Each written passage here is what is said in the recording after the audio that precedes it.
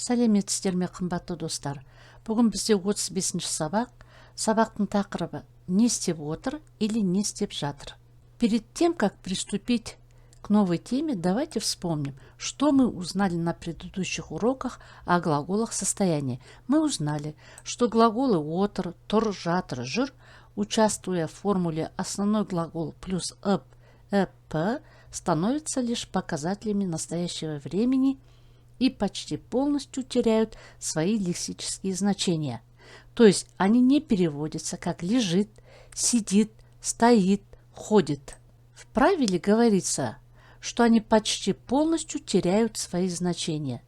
Раз почти, значит что-то остается.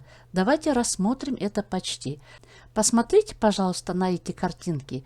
В них есть одна общая деталь. Все действия выполняются сидя. Сидя пьет чай, сидя разговаривают, сидя читает книгу, сидя шьет, сидя играют, сидя рисует.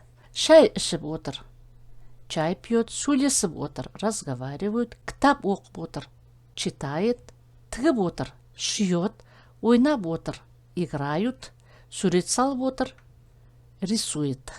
Если мы глагол отыр заменим на жатыр, то ошибки никакой не будет.